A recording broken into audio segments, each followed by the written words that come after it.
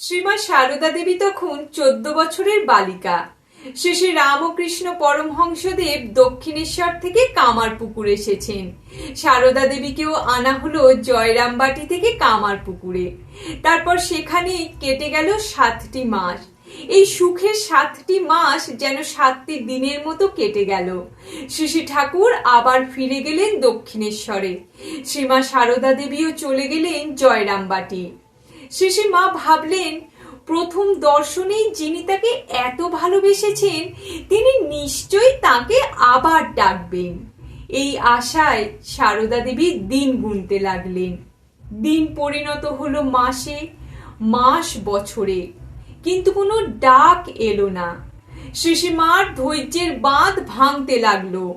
সে সময় তার মনে প্রবল স্বামীকে সেবা করার বাসনাও জেগেছে। এমন সময় একটা সুযোগে এসে উপস্থিত হলো। তখন দোল পূর্ণিমা। গ্রামের মেয়েরা গঙ্গা স্নানের জন্য কলকাতা চলেছে। শ্রী শ্রী মা ঠিক করলেন তিনিও তাদের সাথে যাবেন। মেয়ের মনের ভাব বুঝে পিতা রামচন্দ্র মেয়েকে নিয়ে স্বয়ং রওনা দিলেন। শ্রী শ্রী মার এত পথ হাঁটবার অভ্যেস কখনো ছিল না, তাই তার সুকোমল চরণ দুখানি বারবার অবসন্ন হতে লাগলো। শেষে 2-3 দিন হাঁটবার পর তিনি প্রবল জ্বরে আক্রান্ত হলেন। কোনো উপায় না দেখে পিতা রামচন্দ্রর কাছেই একটি চটিতে আশ্রয় নিলেন। মনের দুঃখে ও জ্বরের ঝোঁকে শ্রী শ্রী মা ঘুমিয়ে পড়লেন। তারপর যা ঘটেছিল শ্রী শ্রী মা নিজের মুখে বলেছেন। মা বলছেন, জ্বরে যখন একেবারে বেহুঁশ, লজ্জা শরম রহিত হইয়া পড়িয়া আছি, তখন দেখিলাম পার্শ্বে একজন রমণী আসিয়া বসিল। মেয়েটির রং কালো, কিন্তু এমন সুন্দর রূপ কখনো দেখি নাই। বসিয়া আমার গায়ে মাথায় হাত বুলাইয়া দিতে লাগিল। এমন নরম ঠান্ডা হাত গায়ের জ্বালা জুড়াইয়া যাইতে লাগিল। জিজ্ঞাসা করিলাম, তুমি কোথা থেকে আসছো গা?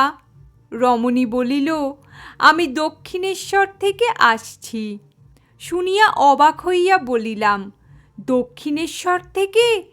আমি মনে করেছিলাম দক্ষিণেশ্বর যাব, তাঁকে দেখব, তাঁর সেবা করব, কিন্তু পথে জ্বর হওয়ায় আমার ভাগ্যে ওইসব আর হলো না। রমণী বলিল, সে কি, তুমি দক্ষিণেশ্বরে যাবে বই কি, ভালো হয়ে সেখানে যাবে, তাঁকে দেখবে, তোমার জন্যই তো তাঁকে সেখানে আটকে রেখেছি। আমি বলিলাম, বটে, তুমি আমাদের কে হও গা? মেয়েটি বলিল, আমি তোমার বোন হই। আমি বলিলাম, বটে, তাই তুমি এসেছো? ওইরূপ কথাবার্তার পরেই ঘুমাইয়া পড়িলাম। সকালবেলা শ্রীমা সারদা দেবীর জ্বর ছেড়ে গেল। তখন পিতা পুত্রীতে ঠিক করলেন তারা রওনা দেবেন। কিছু দূর যেতে না যেতেই একটা শিবিকাও পাওয়া গেল। তারপর রাত্রি 9টার সময় পিতা রামচন্দ্র কন্যাকে নিয়ে দক্ষিণেশ্বরে পৌঁছালেন। শ্রীমা সারদা দেবীকে জ্বর গায়ে আসতে দেখে শ্রী শ্রী ঠাকুর উদ্বিগ্ন হলেন।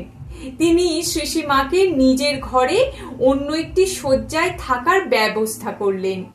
ঔষধ পথ্যাদির সমস্ত বন্দোবস্ত করলেন। 3-4 দিনের মধ্যেই মা সেরে উঠলেন। ঠাকুরের এই রকম যত্ন দেখে শ্রী শ্রী মা বুঝলেন তিনি পাল্টাননি। তিনি যেরকম দেখেছিলেন ঠিক সেই রকমই আছেন।